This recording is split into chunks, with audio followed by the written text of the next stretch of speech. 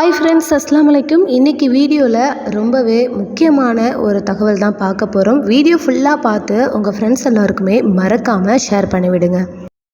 இன்றைக்கி வீடியோவில் வக்ஃபுனா என்ன, அதுக்கான சட்ட திருத்தங்கள்லாம் இப்போ என்ன கொண்டுட்டு வந்திருக்கிறாங்க, இதுக்கு எதற்காக நம்ம இஸ்லாமிய அமைப்புகள் எதிர்ப்பு தெரிவிக்கிறாங்க, இது எல்லாத்தையும் பற்றி தான் இந்த வீடியோவில் பார்க்க போகிறோம்.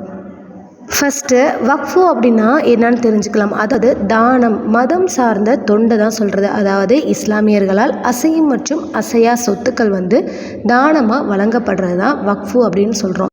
இந்த அமைப்பை இஸ்லாமியர்களால் மட்டுமே நிர்வகிக்க முடியக்கூடிய ஒரு வாரியம் தான் சொல்கிறோம். இதை அவங்க தான் பாதுகாக்கணும், பேணி காக்கணும் அப்படிங்கிற பொறுப்பு இஸ்லாமியர்களுக்கு மட்டுமே உண்டு. இப்படி நிறுவுறது தான் வக்ஃபு போர்டு அப்படின்னு சொல்கிறது. அதாவது இந்த சொத்துக்களை பாதுகாக்கணும், நிர்வகிக்கணும். இது யார் நிர்வகிப்பா அப்படின்னா, இஸ்லாமிய முன்னோர்களால் கொடுக்கப்பட்ட இந்த சொத்துக்களை இஸ்லாமியர்களை சேர்ந்தவர்கள் மட்டுமே நிர்வகிக்க முடியும்.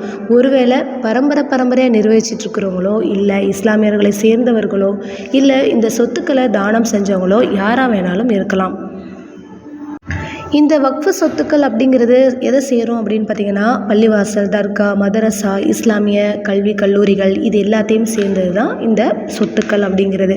இது மக்களுக்கு பயனுள்ளதாக இருக்கும். இதை இஸ்லாமியர்கள் மட்டுமே நிறுவ முடியும் அப்படிங்கிறது தான் இந்த வக்ஃபு சட்டம்.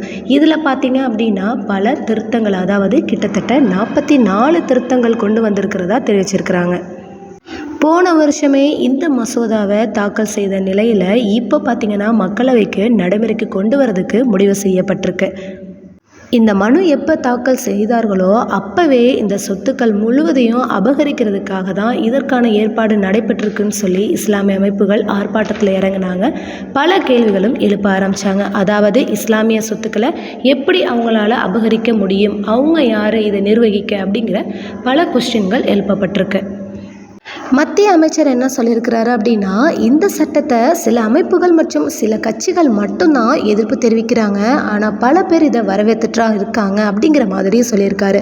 அது மட்டும் இல்லாமல் அவர் என்ன சொல்லியிருக்காங்கன்னா, இது இஸ்லாமிய சொத்துக்களை அபகரிக்கிற நோக்கத்தில் நாங்கள் இதை கொண்டு வரல, அவர்களுடைய நலன் கருதி தான் நாங்கள் இதை கொண்டு வந்திருக்கோம் அப்படிங்கிற மாதிரி அவர் தெரிவிச்சிருக்காரு. இதை எப்படிங்க நலன் கருதி அப்படின்னு எடுத்துக்க முடியும் அப்படின்னு பார்த்தீங்கன்னா, கிட்டத்தட்ட 44 திருத்தங்கள் கொண்டு வந்திருக்காங்கல்ல, அதில் ஒரு சில முக்கிய திருத்தங்களை நம்ம இப்போ பார்க்கலாம். முதல் திருத்தம் பார்த்திங்கன்னா, தணிக்கை அதிகாரம், இந்த ஆடிட்டிங் ஒர்க்கெல்லாம் மாநில அரசுலேருந்து மத்திய அரசுக்கு மாற்றப்படும் அப்படின்னு சொல்லியிருக்காங்க. அடுத்ததாக 6 மாதத்துக்கு ஒரு தடவை இந்த வக்ஃபு வாரிய சொத்துக்களை பற்றி வருவாய் வரும்ல, இதை கண்டிப்பாக தெரிவிக்கணும், இல்லை அப்படின்னா அதற்கான நடவடிக்கை எடுக்கப்படும் அப்படின்ட்டு இருக்காங்க. அடுத்ததாக மத்திய மாநில வாரியங்களில் நான் முஸ்லீமை உறுப்பினராக ஆக்கலாம், அது மட்டும் இல்லை பெண்களையுமே கொண்டு வரலாம் அந்த பதவிக்கு அப்படிங்கிற மாதிரி தெரிவிச்சிருக்காங்க. இதுக்கெல்லாம் மேலே பார்த்திங்கன்னா 5 ஆண்டுகளுக்கு மேலே இஸ்லாத்தை பின்பற்றியவர்கள் மட்டுமே டொனேஷன் கொடுக்க முடியும் அப்படின்னு சொல்லியிருக்காங்க. அதாவது இஸ்லாத்தை பொறுத்தவரை ஒருவர் இஸ்லாத்தை ஏற்றுக்கிட்டாரு அப்படின்னாலே அவர் இஸ்லாமியர் தான். அப்படி இருக்கிற பட்சத்தில் அவராக முன்வந்து தானங்கள் கொடுக்க நேர்ந்தாலும் இப்போ இருக்கிற சட்ட திருத்தம் என்ன சொல்லியிருக்காங்க அப்படின்னா, 5 ஆண்டுகள் பின்பற்றினா மட்டும்தான் டொனேஷன் பண்ண முடியும் அப்படிங்கிற மாதிரி ஒரு திருத்தத்தை கொண்டு வந்திருக்கிறாங்க. அடுத்ததாக உள்ள திருத்தத்தை பார்த்திங்கன்னா, இந்த வக்ஃபு வாரியம் சம்பந்தமான சொத்து தரவு, புகார், பதிவு, வழக்குகள் அனைத்தையுமே அறிவிக்கிறதுக்காக டிஜிட்டல் இணையதளம் ஒன்றை வெளிப்படையாக அறிவிக்கிறதுக்காகவும் ஏற்பாடு செய்யப்பட்டிருக்கிறதா தெரிவிச்சிருக்கிறாங்க. இது 1998 வந்த சட்டத்தின் அடிப்படையில் இந்த வக்ஃபு சட்டத்தை யாருமே பெயர் மாற்றம் செய்யவும் முடியாது, யாராலும் நிர்வகிக்க முடியாது. அதாவது இஸ்லாமியர்களை சார்ந்தவர் மட்டும்தான் இதை நிர்வகிக்க முடியும். அதை தவிர மீது யாராலுமே இதை நிர்வகிக்க முடியாது அப்படிங்கிற ஒரு சட்டம் 1998 வந்திருக்கு.